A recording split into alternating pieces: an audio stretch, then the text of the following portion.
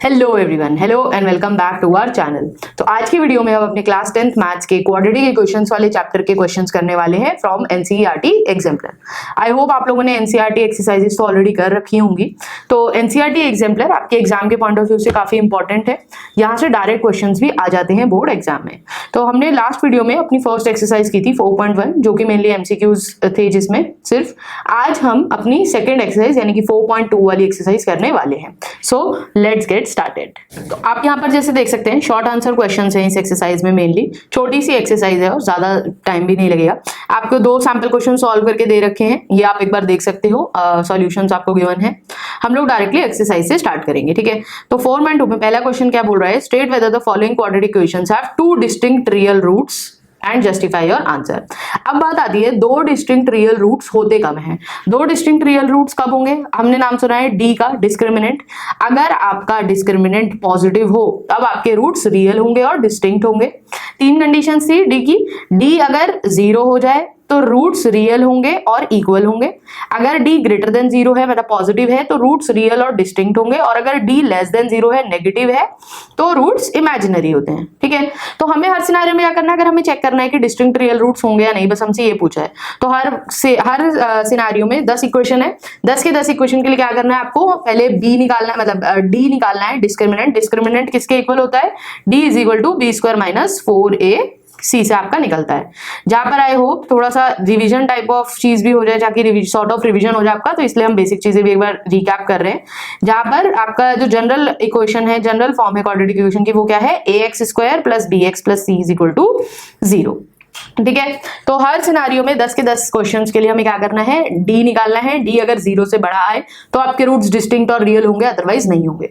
तो जो में नहीं होंगे वो पार्ट हम मतलब उस नंबर पे हम क्रॉस लगाते जाएंगे और जो होंगे उस पर टिक, ठीक है। सो दैट आपको क्या करना है, वीडियो पॉज करनी है, खुद से एक बार क्वेश्चन सॉल्व करना है और फिर वीडियो उसके बाद रिज्यूम करनी है और चेक करना है आपका आंसर सही आ रहा है या नहीं, ठीक है। तो फर्स्ट इक्वेशन में देखो बी स्क्वायर माइनस 4ac निकालना है। बी स्क्वायर हो गया आपका 9, 4 इंटू 4 16 माइनस ए है 1, तो 9 minus 16 minus 7।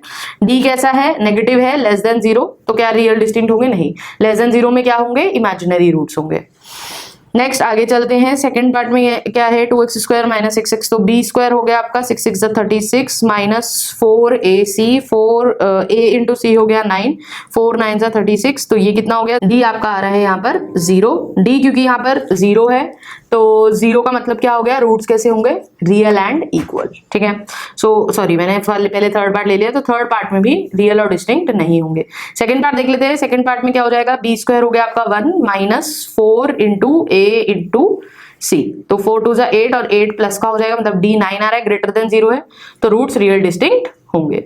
Next fourth part क्या बोल रहा है, फोर्थ पार्ट कह रहा है 3x स्क्वायर 4 में देखो बी स्क्वायर हो गया आपका 16 माइनस 4ac, 4 3 12, 4 आ रहा है ग्रेटर देन 0, फिर से आपका रियल एंड डिस्टिंक्ट होंगे।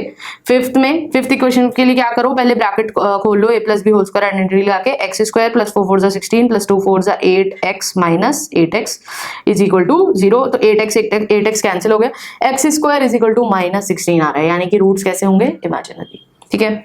तो आपका डी वैसे भी आपका अगर आप डी वाले मेथड से भी करो, यहाँ पे वैसे तो डायरेक्ट ही दिख रहा है, सॉरी यहाँ पे वैसे डायरेक्टली ही दिख रहा है, बट इसमें अगर आप डी निकालना भी चाहो तो डी आएगा आपका 60 minus 64 which is less than 0, तो यहाँ पर भी नहीं होंगे। नेक्स्ट पार्ट में भी फिर से क्या करो, ब्रैकेट खोलो, X square plus 2 minus 2 root 2x minus 2x minus 2, ठीक है, इज इक्वल टू 0, तो प्लस 2 से माइनस 2 कैंसिल हुआ, ये कितना आया, एक्स स्क्वायर माइनस का 2x बाहर ले लो या माइनस का x बाहर ले लो, 2 रूट 2 माइनस 2, ठीक है, इज इक्वल टू 0। यहाँ पर भी अब अगर आप बी स्क्वायर माइनस 4ac से डी की वैल्यू निकालोगे तो बी स्क्वायर माइनस 4ac यहाँ पर निकालते हैं। सिक्स्थ पार्ट में कितना आएगा, डी की वैल्यू आ जाएगी आपकी बी स्क्वायर हो गया 2 रूट 2 माइनस 2 का होल स्क्वायर विच इज और 4ac 18 माइनस 8 प्लस 4 रूट 2 कितना आया आपका 10 + 4√2 ग्रेटर देन 0 है, √2 की वैल्यू भी पॉजिटिव होती है, उसको 4 से मल्टीप्लाई करो, 4√2 को ऐड कर रहे हैं 10 में, तो डी पॉजिटिव आ रहा है, डी पॉजिटिव आ रहा है तो रियल एंड डिस्टिंक्ट रूट्स होंगे। नेक्स्ट 7th पार्ट क्या बोल रहा है, इसमें भी b² - 4ac निकालते हैं। यहाँ पर अब आप चेक कर लेना थोड़ा सा, d अगर आप निकालोगे तो d की वैल्यू इस केस में आएगी 1/2 विच इज ग्रेटर देन 0, तो रियल एंड डिस्टिंक्ट रूट्स होंगे। नेक्स्ट पार्ट में अगेन ब्रैकेट खोलो, x - x² - 2 = 0। यहाँ पर भी b² - 4ac निकालो, b² - 4ac कितना आ जाएगा यहाँ पे, b² - 4ac 4 2 8 -7 is less than 0, तो इमेजिनरी रूट्स होंगे, रियल डिस्टिंक्ट नहीं होंगे। नेक्स्ट यहाँ पर फिर से क्या करना है, सिंप्लीफाई करना है पहले, x² + 2x - x - 2 + 2 = 0, -2 + 2 कैंसिल हो गया, इक्वेशन क्या बनी, x² + x = 0। अगेन यहाँ पर d निकालोगे तो d कितना आएगा यहाँ पे 1, d1 आ रहा है, d इज पॉजिटिव, तो रियल एंड डिस्टिंक्ट रूट्स होंगे। सिमिलरली लास्ट पार्ट में फिर से ब्रैकेट खोलो, x² - 2x + x - 2 + x = 0, तो 2x प्लस का है और माइनस का 2x से कट गया, x² - 2 = 0, x² = 2, तो रूट्स कैसे आ रहे हैं आपका, या फिर अगर आप डायरेक्ट d की वैल्यू भी निकालो तो d कितना आएगा आपका, d फिर से आ जाएगा आपका 8, ठीक है, तो d 8 है, 8 इज पॉजिटिव ग्रेटर देन 0, तो आपके रियल एंड डिस्टिंक्ट रूट्स होंगे। This was all about the first question. कुछ नहीं करना है, सिंपल एक्सरसाइज थी, बस रिपीटेटिव क्वेश्चन है ताकि आपकी प्रैक्टिस अच्छी हो जाए। हर सिनारियो में क्या करना था आपको, डी कैलकुलेट करना है, अगर डी पॉजिटिव आ रहा है तो रूट्स रियल और डिस्टिंक्ट होंगे, अदरवाइज नहीं होंगे। तो बेसिक कंडीशंस आपको याद रखनी है। नेक्स्ट आपका ट्रू फॉल्स वाला क्वेश्चन है, 5 स्टेटमेंट्स हैं, 6 स्टेटमेंट्स हैं, बताना है कौन सी ट्रू है कौन सी फॉल्स और जस्टिफाई करना है। पहला क्या बोल रहा है, every quadratic equation has exactly 1 root. अब ये वर्ड ध्यान से पढ़ना, एग्जैक्टली मतलब सिर्फ एक ही रूट होता है, नहीं, तो ये कैसा हो जाएगा फॉल्स, क्योंकि क्वाड्रेटिक इक्वेशन के कितने रूट्स होते हैं, 2, सिर्फ और सिर्फ 2 ही रूट्स होंगे। Next quadratic equation has at least 1 root, at least 1 real root, तो क्या जरूरी है कि कम से कम, एटलीस्ट का मतलब क्या होगा, कम से कम क्या जरूरी है कि एटलीस्ट कम से कम एक रियल रूट होना चाहिए, नहीं। डी अगर 0 हो, हमारा डी अगर लेस देन 0 हो, नेगेटिव हो, तब तो हमारे रूट्स इमेजिनरी होते हैं, तो क्या जरूरी है कि हमेशा रूट्स रियल हो, नहीं, या एटलीस्ट एक रूट रियल हो, नहीं, तो आंसर के यहाँ पे भी क्या हो जाएगी statement false. Next third part क्या बोल रहा है, every quadratic equation has at least 2 roots, यानी कि कम से कम तो 2 रूट होते ही है, तो ये स्टेटमेंट भी कैसी हो जाएगी फॉल्स, क्यों, क्योंकि कम से कम नहीं, उसके सिर्फ और सिर्फ 2 ही रूट होते हैं, ठीक है, मतलब एट मैक्स 2 ही रूट होते हैं, कम से कम 2 होते हैं ये नहीं हम बोल सकते। नेक्स्ट पार्ट देखो, यही बोल रहा है कि एट मोस्ट 2 रूट्स, अब इसलिए ये ट्रू हो जाएगा कि मैक्सिमम 2 ही रूट्स होते हैं, हमें पता है सिर्फ और सिर्फ 2 ही रूट होते हैं, तो ये स्टेटमेंट ट्रू है। Next, if coefficient of x², देखो अब यहाँ पे क्या करो, ax² + bx + c = 0, ये है जनरल फॉर्म। क्या बोल रहे हैं, इफ कोफिशिएंट ऑफ x² यानी कि a and the constant term of a quadratic equation यानी कि c have opposite signs, opposite मतलब अगर ये पॉजिटिव हो तो ये नेगेटिव होगा, या फिर अगर ये नेगेटिव है तो ये पॉजिटिव होगा। कुल मिला के हम ये कहना चाह रहे हैं, अगर आप a × c करोगे तो a × c will be a negative quantity. तो क्या बोल रहे हैं, then quadratic equation has real roots. Again कैसे रूट्स होंगे, किससे पता लगेगा, d से। डिस्क्रिमिनेंट कैसे निकालते हैं, b² - 4ac से। अब देखो अगर ac की वैल्यू हमेशा नेगेटिव आएगी, ac अगर हमेशा नेगेटिव होगा, 4 एक पॉजिटिव नंबर है, तो माइनस है अगर ये, तो माइनस माइनस प्लस हो जाएगा, यानी कि हमेशा b² में कुछ ऐड ही कर रहे होंगे।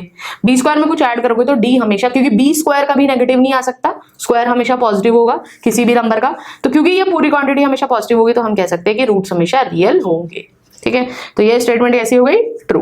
नेक्स्ट स्टेटमेंट में क्या बोला, if coefficient of x², again जो हमने ऊपर लिखा था कोफिशिएंट ऑफ x² a था, इफ कोफिशिएंट ऑफ x² यानी कि a and constant term have same sign, यानी कि अगर a पॉजिटिव है c भी पॉजिटिव है, अगर a नेगेटिव है तो c भी नेगेटिव है, and if the coefficient of x term is 0। अच्छा यहाँ पर थोड़ा सा चेंज कर दिया कि अगर a और c सेम साइन के हों, and if coefficient of x term is 0, coefficient of x term क्या था b, अगर b की वैल्यू 0 हो जाए तब आपसे बोला है कि इक्वेशन के कोई भी रियल रूट्स नहीं होंगे। देखो अगेन d निकाल के देखते हैं, d क्या होता है, b² - 4ac, b अगर 0 है तो d की वैल्यू क्या हो गई, -4ac। अब देखो हमेशा ये चीज ट्रू नहीं होगी, क्यों, अगर a × c दोनों पॉजिटिव होंगे, इस सिनेरियो में a × c पॉजिटिव हो जाएगा, और इस सिनेरियो में भी अगर दोनों नेगेटिव हैं तो भी a इंटू सी पॉजिटिव होगा, क्योंकि माइनस माइनस मल्टीप्लाई करोगे तो प्लस हो जाएगा। तो a इंटू सी हमेशा एक पॉजिटिव क्वांटिटी है। अगर a इंटू सी हमेशा एक पॉजिटिव नंबर होगा तो -4ac हमेशा एक नेगेटिव नंबर होगा, क्योंकि d will always be less than 0। इसलिए हम कह सकते हैं रूट्स हमेशा कैसे होंगे, इमेजिनरी। यानी कि हम ये बोल सकते हैं कि there will be no real roots, यानी कि ये स्टेटमेंट भी कैसी है, ट्रू। ठीक है। नेक्स्ट थर्ड क्वेश्चन क्या बोल रहा है, quadratic equation with integral coefficients. Integral मतलब जिसके कोफिशिएंट्स इंटीजर हो जिस क्वाड्रेटिक इक्वेशन में। तो क्या ये बोल सकते हैं कि अगर इंटीजर कोफिशिएंट्स हैं तो इंटीग्रल रूट्स होंगे, जस्टिफाई हमको करना है। अब देखो, मान लो एक एग्जांपल लेके देखते हैं। एक एग्जांपल लेते हैं, मान लो इक्वेशन मैंने ली 2x² + x - 6 = 0। इंटीग्रल कोफिशिएंट्स है, कोफिशिएंट क्या क्या है, 2, 1 और -6। ठीक है। कोफिशिएंट सब तीनों जो नंबर्स हैं 2, 1, -6 सब इंटीजर हैं, इंटीग्रल कोफिशिएंट्स है। इस सिनेरियो में अगर आप रूट निकालोगे, इस क्वाड्रेटिक इक्वेशन के जब आप रूट निकालोगे तो यहां पर रूट आएंगे -2 और 3/2। निकाल कर एक बार चेक कर लेना। तो अब देखो, रूट्स तो इंटीग्रल थे, कोफिशिएंट्स तो इंटीग्रल थे, बट क्या रूट्स इंटीग्रल है? नहीं। क्यों? एक रूट -2 है, दूसरा 3/2 है। 3/2 का इंटीजर होता है? नहीं। तो कैसा हो जाएगा ये स्टेटमेंट? ये स्टेटमेंट फॉल्स है, मतलब हम बोल सकते हैं नो। इसका आंसर क्या हो जाएगा कि ये स्टेटमेंट ट्रू नहीं है। क्यों ट्रू नहीं है? ये एग्जांपल। ठीक है। सिमिलरली अगला क्वेश्चन क्या बोल रहा है, does there exist quadratic equation whose coefficients are rational but both of its root are irrational. आपसे पूछा है क्या ऐसी कोई इक्वेशन एग्जिस्ट करेगी जहां पे कोफिशिएंट्स रेशनल हो बट रूट्स दोनों के दोनों इररेशनल हो। अगेन एग्जांपल लेते हैं, 2x² + x - 4। अगर इस इक्वेशन के आप रूट्स निकालो तो इस इक्वेशन में आप देखो, जब आप d निकालोगे, b² - 4 4 16 16 2 32 + 32 कितना आया, 33। रूट का फॉर्मूला क्या होता है, डायरेक्टली अगर रूट निकाला -b + रूट √2a। जब आप रूट्स निकालोगे तो कितना आएगा, -b + √33/4। अब देखो, √33 इररेशनल है क्योंकि एग्जैक्ट वैल्यू हम इसकी फाइंड नहीं कर सकते। √30, अब दोनों रूट्स कैसे आ रहे हैं, एक रूट आएगा -1 + √33/4, एक रूट आ रहा है -1 - √33/4। कोफिशिएंट सारे के सारे रेशनल हैं, 2, 1 और -4, बट रूट्स दोनों के दोनों इररेशनल हैं। दोनों रूट्स में √33 आ रहा है। तो ये स्टेटमेंट भी कैसी हो जाएगी, फॉल्स। ठीक है। नेक्स्ट क्वेश्चन में क्वेश्चन नंबर 5 क्या बोल रहा है, does there exist a quadratic equation whose coefficients are all distinct irrationals but both roots are real. इसमें उल्टी चीज पूछी है, देखो ऊपर वाले क्वेश्चन से। ऊपर बोला था अगर कोफिशिएंट्स रेशनल हो और दोनों रूट्स इररेशनल हो, यहाँ पे बोल रहे हैं अगर कोफिशिएंट्स सारे डिस्टिंक्ट इररेशनल्स हो तो क्या रूट रेशनल हो सकते हैं। अगेन एक एग्जांपल लेते हैं। इस बार आप एग्जांपल लो, इररेशनल बोला इन्होंने, मतलब रूट में लेने हैं कोफिशिएंट्स, तो हम कुछ ऐसा ले लेते हैं, √3x² - 7√3x + 12√3। ऐसी कोई हमने इक्वेशन ली, सारे रूट्स सारे कोफिशिएंट्स इररेशनल है, √3 -7√3 और 12√3। इस इक्वेशन के जब आप रूट्स निकालोगे तो इसके रूट्स आएंगे 3 और 4। तो रूट्स रेशनल आ गए, यानी कि ये स्टेटमेंट कैसी है, सही है। इस ये हो जाएगा यस, ऊपर वाले दोनों थे नो।